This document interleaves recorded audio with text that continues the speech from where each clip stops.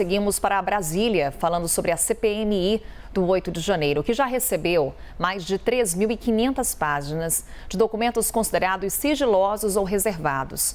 Lembrando, Pedro Nogueira, que os trabalhos serão retomados agora, em agosto, com o fim do recesso do Legislativo.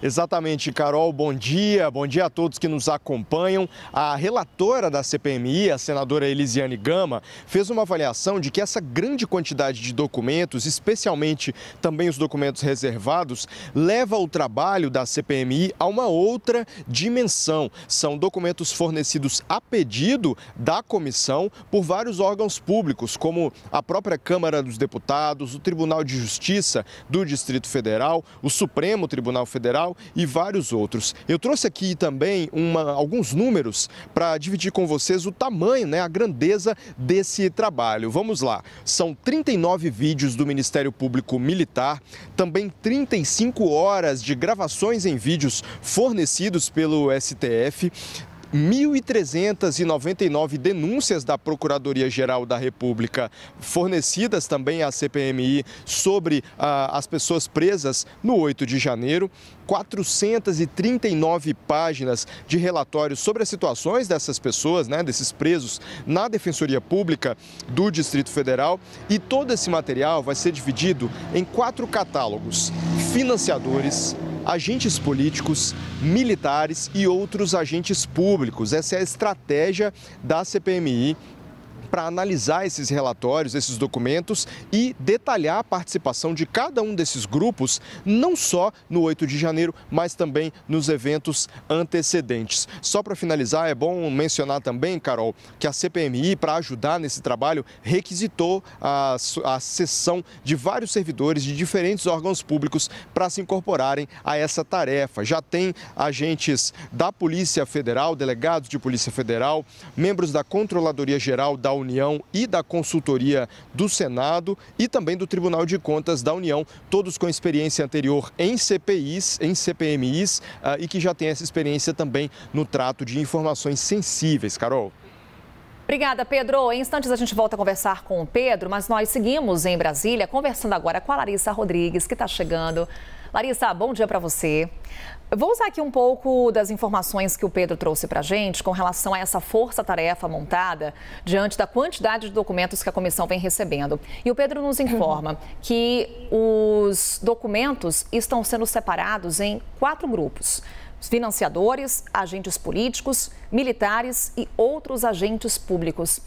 Qual deve ser o grupo que deve ter maior atenção da comissão, hein, Larissa? Oi, Carol, bom dia para você, para quem está com a gente aqui nessa quinta-feira. Acertei o dia da semana, né? Nessa quinta-feira aqui no Novo Dia. Hoje não teve erro, tá chegando a sexta-feira, né, Larissa? Já tô de olho.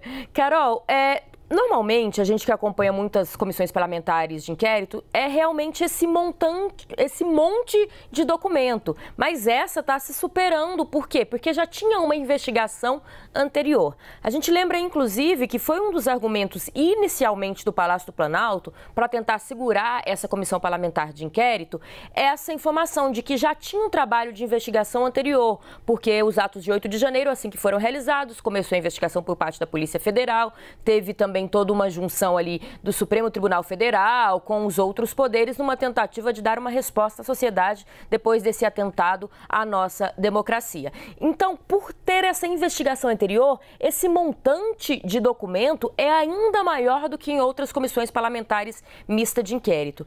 E há um temor de que se vai ter tempo suficiente e mão de obra suficiente, apesar de, como o Pedro disse, ter essa força-tarefa, de estarem tentando pegar servidores de outros locais para ajudar, mas vai dar tempo de se mergulhar de fato nesse tanto de documento. Agora, tentando responder a sua pergunta, eu questionei alguns parlamentares se teria realmente uma prioridade em meio a tantas linhas de investigação. Claro que eles acreditam que os financiadores desse ato contra a nossa democracia precisam ser descobertos. Mas não dá para afirmar que nessa pré-separação de linhas não pode faltar alguma informação anterior. por exemplo, um financiador estar num bloco que não se esperaria estar um financiador dos atos antidemocráticos. Por isso, não dá para afirmar qual vai ser prioritário, porque acredita-se que pode ter muita coisa ali mais escondida, num pé ali da página de um documento que pode vir a trazer informações importantes. Então, há uma tentativa de juntar o quanto for possível mão de obra. E o entendimento claro que essa CPI deve demorar mais do que os primeiros 60 dias iniciais, que vão pedir um prolongamento. Não há dúvidas sobre isso. Agora vai dar tempo, apesar disso, de descobrir tudo que se quer descobrir? A promessa dos membros da CPI, incluindo a relatora, é de que sim. Agora, claro, a gente vai ter que acompanhar se vai ter de fato uma força-tarefa com o tamanho necessário para se mergulhar em tanta informação, Carol. Tem muito trabalho para eles e para a gente aqui, né, Larissa?